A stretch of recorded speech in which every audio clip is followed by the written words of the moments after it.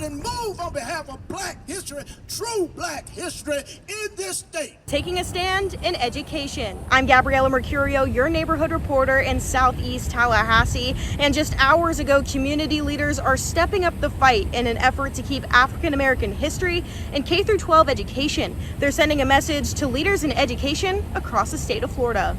Cassie Branch's oldest child is taking 2 advanced placement courses at Florida State University School this year, including AP Psychology.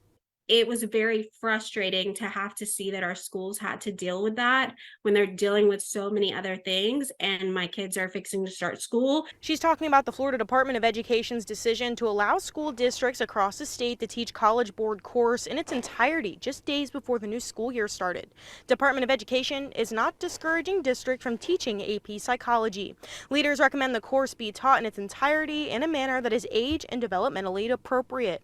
Branch isn't the only one upset with what AP courses are allowed in classrooms this year. 2 days for some, backlash, and it was back in place full. And we've been fussing and arguing and fighting for AP Black History for 5 months now, 6 months now, and it's just ignored.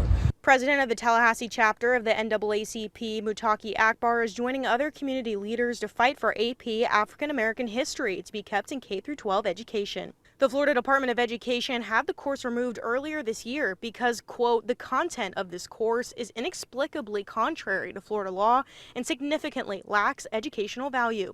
Last year, the governor signed legislation dubbed the Stop Woke Act that restricts certain race-based conversations and analysis in schools and businesses.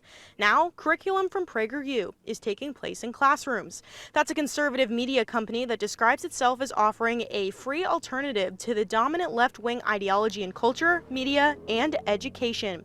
However, Akbar says the new curriculum is telling students black people benefited from slavery and isn't telling the whole truth about major civil rights events. It shows our strength, it shows our endurance, it shows that we're not victims, but we're people that overcome something tremendous. And by watering it down, saying we benefited, saying not showing the true atrocities is miseducating our children. As a teacher for 28 years, I used to do Black History programs in my school at Florida High. That's Dot Inman Johnson. She's concerned that students now won't have the same knowledge and understanding of Black history as previous years. They cannot appreciate what Black people in this country went through unless they know the full history. Akbar and other community leaders are working to make that happen. We want to let the students know that we're still going to fight for the proper education when it comes down to Black history. Whether it's race, sexual orientation, or gender identity, Branch believes having these discussions are important. It's college level material. They should be mature enough to have those conversations, and we need to learn about others in order to have tolerance and understanding and empathy. Akbar tells me they're working to legally attack the accreditation of the new curriculum. They're also going to be holding a town hall for students and educators to come and discuss some of their issues with the new curriculum. That'll be held at Bethel Missionary Baptist Church on August 26th. For ABC 27, I'm Gabriela Mercurio, your neighborhood reporter in Southeast Tallahassee.